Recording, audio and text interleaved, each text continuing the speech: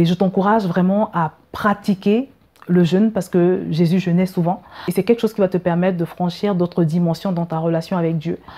Même si tu n'as pas de demande particulière à formuler au Seigneur, ça te permet de te fortifier. Je vous avais également partagé le témoignage de cette femme qui était restée stérile pendant 40 ans et qui avait pris un jeûne. C'était un jeûne spécifique parce que c'était un temps qu'elle avait consacré à juste louer et adorer Dieu. Elle ne faisait rien d'autre que le louer et l'adorer pendant, je crois, 21 jours. Et à l'issue de ces 21 jours, elle est tombée enceinte. C'était un témoignage retentissant. Donc vraiment, je recommande à tout un chacun d'avoir ces temps particuliers devant le Seigneur.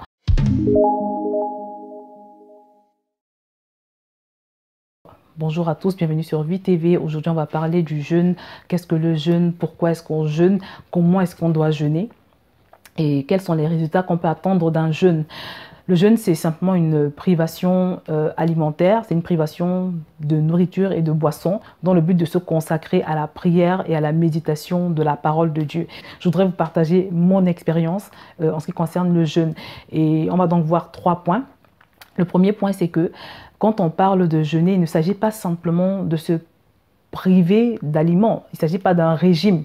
Parce qu'il y a beaucoup de gens qui se privent d'aliments sur plusieurs jours. Il y a des gens qui font des sortes de régimes, qui ne vont pas manger pendant plusieurs jours, qui vont se contenter de boire de l'eau, ou bien même qui ne mangent pas du tout et qui ne boivent pas du tout, pour des raisons autres que la prière. Il ne s'agit pas d'un jeûne comme des gens pourraient le faire dans le monde. Non.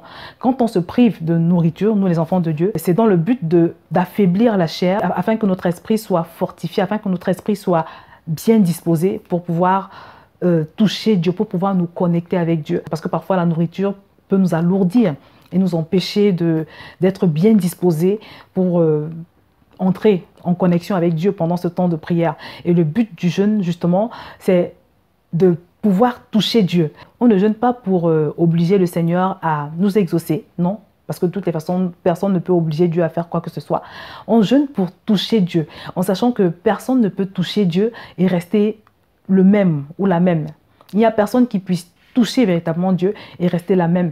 Et c'est pour ça donc qu'on fait tout pour affaiblir la chair, on fait tout pour se déconnecter de tout ce qui peut stimuler la chair d'une part et également de tout ce qui peut attrister le Saint-Esprit.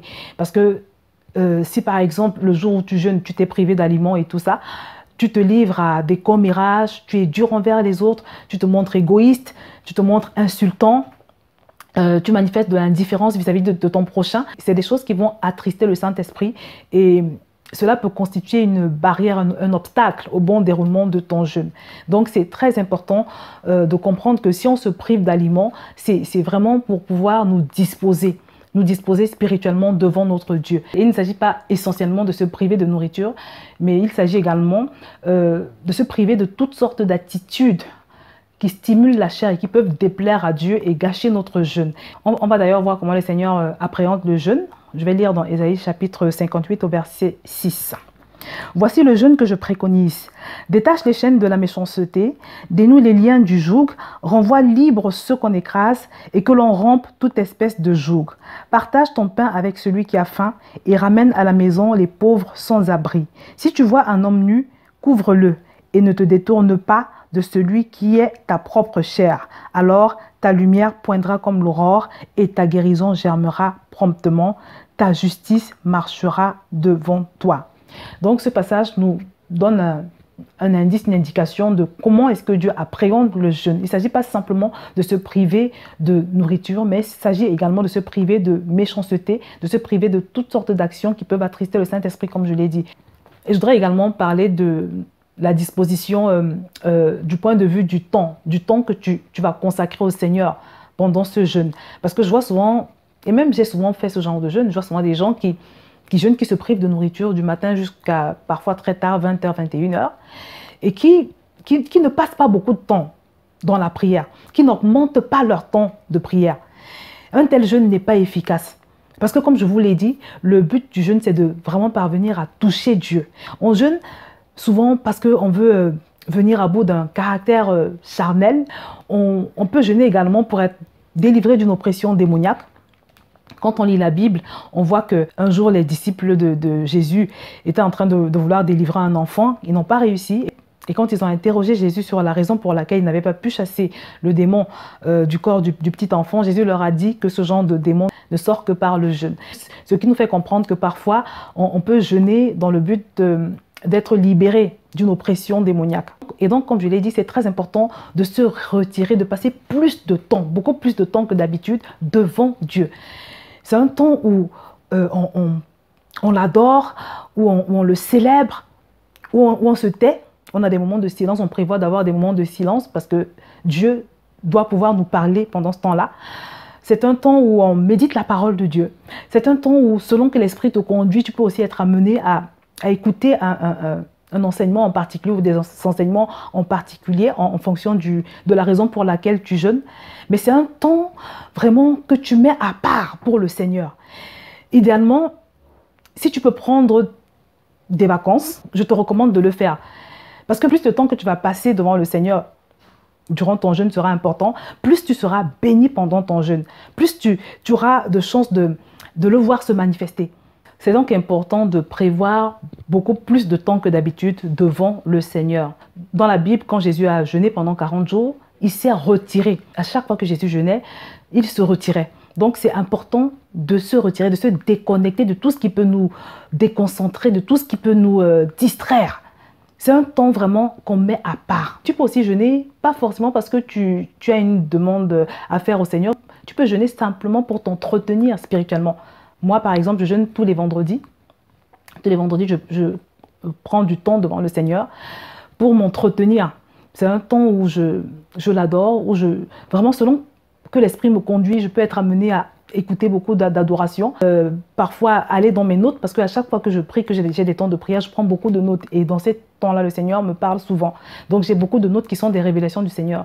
Parfois, je prends le temps d'aller dans ces notes, de me replonger dans ce que le Seigneur m'a dit. Et c'est comme ça que je me renouvelle. C'est des temps que je prends pas pour demander quoi que ce soit au Seigneur, mais vraiment parce que je veux lui donner l'opportunité de me parler, de me rafraîchir, de me renouveler. Et c'est toujours des moments édifiants, j'en sors toujours enrichi. Pour ceux qui m'en ont posé la question, si tu souffres d'une maladie qui ne te permet pas de te priver d'aliments comme ça, tu peux jeûner d'autres choses. Tu peux te priver d'autres choses. Tu peux décider de te priver de... Si par exemple tu es souvent sur Facebook, tu peux décider de te priver de Facebook. Tu peux décider de te priver d'un autre réseau social. Si tu aimes beaucoup les jeux vidéo par exemple, tu peux décider de les suspendre. Le temps de jeûner, de te mettre devant le Seigneur, d'avoir ce temps avec ton Seigneur, tu peux décider vraiment de te priver de cette activité. Ça peut être autre chose. Mais même si tu es souffrant dans ton corps et que tu souffres on va dire d'une maladie et qui t'empêche de te priver d'aliments, tu peux également jeûner. Cela ne pose pas de problème. Pour les autres, on se prive du repas du matin et du midi et on ne mange que le soir. Mais comme je l'ai dit, le plus important vraiment, ce n'est pas forcément le fait de ne pas manger. C'est-à-dire, il ne faut pas que tu sois focalisé sur l'aspect privation de nourriture. Quand je jeûne, il peut m'arriver de prendre une boisson chaude. Quand je jeûne, il peut m'arriver également de prendre un fruit dans la journée. Je m'arrange simplement à ne pas me retrouver lourd, dans un état de lourdeur qui puisse m'empêcher de rester connecté spirituellement au Seigneur. Donc en général, on se contente d'un repas le soir à partir de 18 h. Et comme je l'ai dit, la privation a pour but essentiellement de se déconnecter de toutes les sources de distraction, de toutes les sources d'alourdissement pour nous disposer au maximum devant le Seigneur de manière à pouvoir le toucher, de manière à maximiser nos chances d'entrer en connexion avec lui. Donc, s'il y a quelque chose à retenir de ce petit partage, c'est que le but du jeûne, c'est vraiment de nous déconnecter de toute source de distraction, de tout ce qui peut nous déconnecter de Dieu, pour nous connecter au Seigneur, pour nous dédier au Seigneur, pour lui donner une chance de nous parler, de nous transformer, de nous libérer, de nous purifier, de se révéler à nous. On a également vu que c'est très important pendant notre temps de jeûne de nous montrer disponibles devant le Seigneur, de multiplier, d'augmenter les temps passés dans sa présence. Donc voilà mon frère, ma soeur, ce que je pouvais dire concernant ce sujet. N'hésite pas à me poser des questions. Et je t'encourage vraiment à pratiquer le jeûne parce que Jésus jeûnait souvent. Et c'est quelque chose qui va te permettre de franchir d'autres dimensions dans ta relation avec Dieu. Je vous ai déjà partagé mon témoignage de comment, à l'issue d'un jeûne de 14 jours, j'avais été libérée d'une situation que je vivais depuis plus de 7 ans. Le Seigneur m'avait parlé, il m'avait montré ce qui se cachait derrière la situation.